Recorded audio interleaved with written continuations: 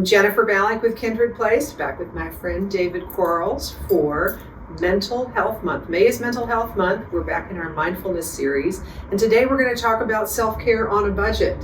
And I'm super excited to hear what you have to say. You love it. What do you love about it? I mean, goodness, the fact that you can pull self-care out of who you are. So yeah, let's get into it. Ooh, talk about that. I want to hear more about that. I think that people think that with self-care you have to go and buy something, or self-care is going on this vacation, which I love. But self-care can start as simple as like how you talk to yourself in the morning. Like with you deciding, you know what, today is going to be a good day. Why? Because I want it to be. So it starts from within, and then like just your different practices throughout the day. I don't know, like your morning routine. You can set a new morning routine, how you open up the blinds. That can be something like self-care can be that simple. It does not have to be. I love that. Let's go fast. When people think about self-care, as you said, often people think about shopping or like retail therapy, chocolate therapy. Think about taking, going to a spa or going to a trip, or going on a trip, as you mentioned. Self-care on a budget. So when people say, I don't have the money for self-care. Have you heard somebody say that ever? Mm-hmm. So what's a thoughtful response? I mean, I would tell them that, like, not everyone does, so that's fine, but do you have a block that you can walk around? Do you have a backyard? Do you have, maybe, I know with my mom, like, self-care for her is putting her hand in dirt, like playing with plants. So what can you do with self-care that you have at your house? Do you have bubbles? Do you have shampoo that you can turn into, like, for bubbles for a bath? Like, just simple things like that, things that you can, it's kind of like shopping from your house for self-care. And so I think that we like to think big and think grand, which is fine with self-care once we're to that point. But think small. What can you do in your very own home? Cleaning can be self-care, because for me, in a clean home, I can function a lot better. And that's just good for your environment later, because it's a more sustainable form of self-care, because then that, again, is preventative. You don't have to do like an overdose of self-care if your environment is clean and it functions well. I think that I really do just encourage people to look at what you have and how you can use that as self-care. And that you're worthy of self-care, mm-hmm. That each of us is worthy of being cared for. Absolutely. Which is a great starting place to mm-hmm. say, I am worthy of being taken care of by myself. Yeah, I think that is easier for some than others to even get to that first starting place. When you are in the middle of work, when you've got a lot going on around you, tension, deadlines, people asking you for things,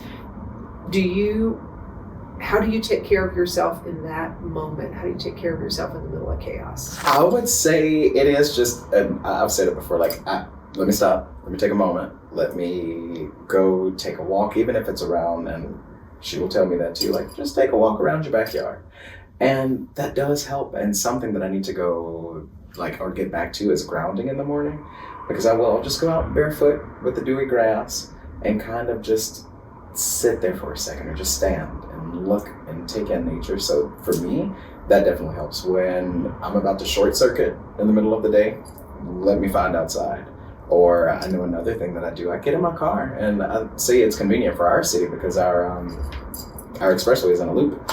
So sometimes I drive around the city just to see some different sights, even if it's learning about some streets that you've never seen before. I do that.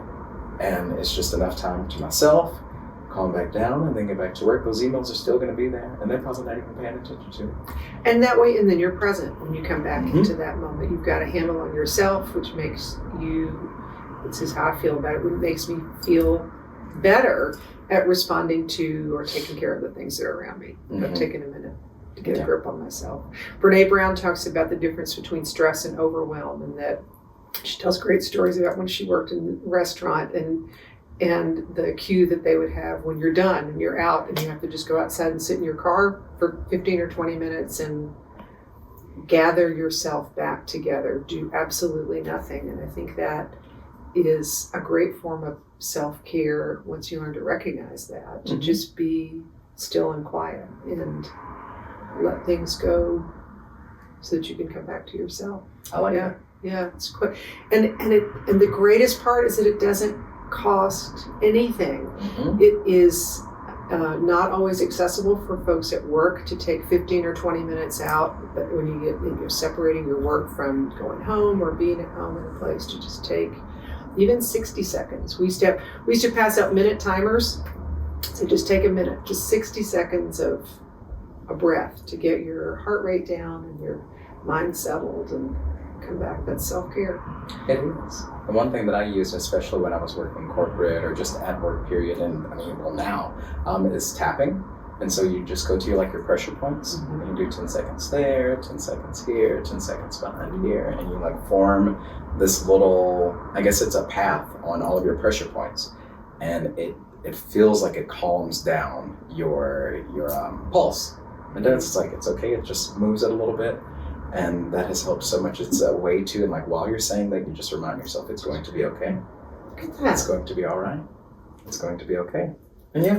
A little acupressure for yourself. Mm-hmm. Yeah. What else should folks know about self-care? But in your environment, quick thoughts about things around you that make you feel cared for. You mentioned cleaning, keeping a space clear.